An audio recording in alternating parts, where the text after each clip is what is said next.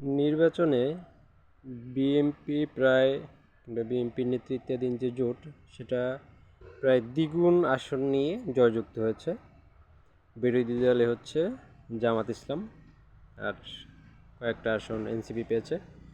এখন বিষয় হচ্ছে দেখতে পাচ্ছি নির্বাচনের পরবর্তী সময়ে বিভিন্ন স্থানে জামাত এনসিপির লোকজন বিএনপির লোকজনের উপর আক্রমণ করতেছে, তাদেরকে কোপাচ্ছে, হামলা করতেছে।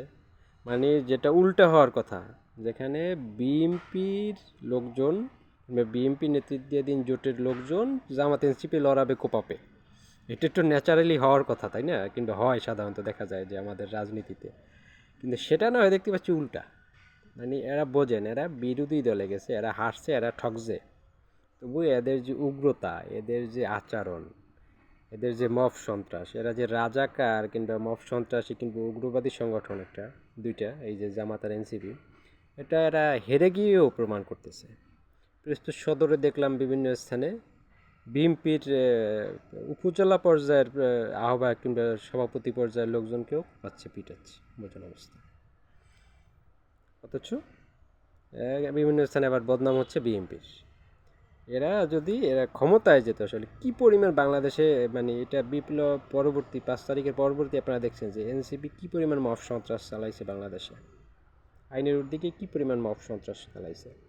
ঠিক একই কাজ এরা যদি ক্ষমতায় যেত, এরা যে কী পরিমাণ করতো। এখনই এরা বিরোধী দলে আসছে, এরা হারছে নির্বাচনে, তারপরও এরা আসলে কী পরিমাণ সহিংসতা চালাচ্ছে আপনি বিভিন্ন স্থানে খবর দিয়ে দেখবেন। এই যে হাসনাতের আসনে আমার জেলায় 2টা আসন বিএনপি পেয়েছে, একটা জামাত পেয়েছে।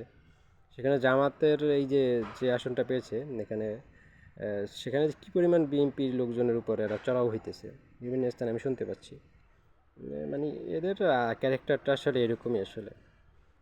আল্লাহ বাঁচাইছে, যে বাঙালি জাতিকে বাঁচাইছে আসলে এই খুদে সন্ত্রাসী আর এই জামাতের হাত থেকে বাংলাদেশটা রক্ষা পাইছে আসলে। যদি এরা ক্ষমতা আসতে পারতো তাহলে আসলে বাংলাদেশ ধ্বংসই করে ফেলতো।